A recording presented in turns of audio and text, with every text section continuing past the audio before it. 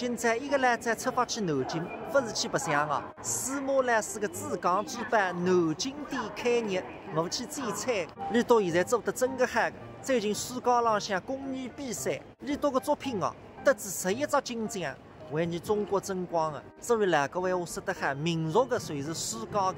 今朝李导本来要开着汽车来接我个，我讲反正都身体开张忙个，我就自家改天过去嗨了。火车站但是3月份来着。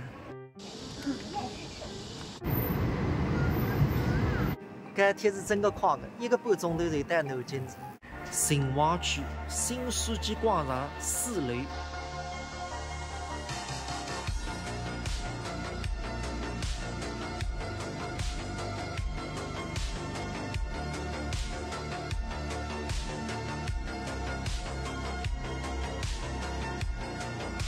面孔老热咚咚，分享着地里向辣辣放牛场个平台。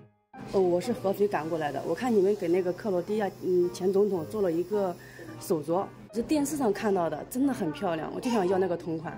那是我们总统的收藏款，你要做这个的话是29.4块每克的工费。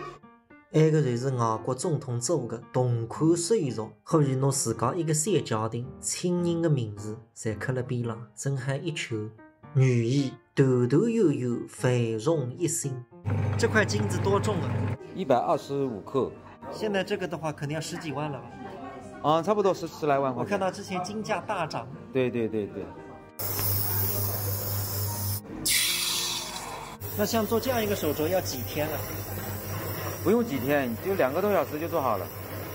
那这个金子是你们店里买的吗？店里也可以买，不过大多数都是顾客带来的，来料加工的。那小司马老师，我什么时候唱评弹啊？今天可能就是暂时不用唱了。我们今天这个第1天营业嘛，没成想好多外地的粉丝，然后都过来了。分享着今朝我对于10家店顾客，每个店友侪辣辣忙，没人帮我带副台，没办法唱评弹。朋友们应该记得，前头几班主讲举办开个辰光，我才去唱评弹，啥体嘛还帮你到吸引顾客。现在你都已经用不着我唱平台，还有搿点顾客慕名而来，说明这位店成功了，发自内心的真心为你都感谢。那小司马老师，最后我还想再问一句，就很多粉丝都很关心，你们接下来是打算把这个店开到哪里？我们接下来的话，像上海、昆山和北京都是有计划的，就已经在计划中了。对，总公司那边都会安排。儿子啊，爸爸南京走来噻，还客气帮你弄个啥么子啊？一块好的哟，你都送给那个，帮你过去了。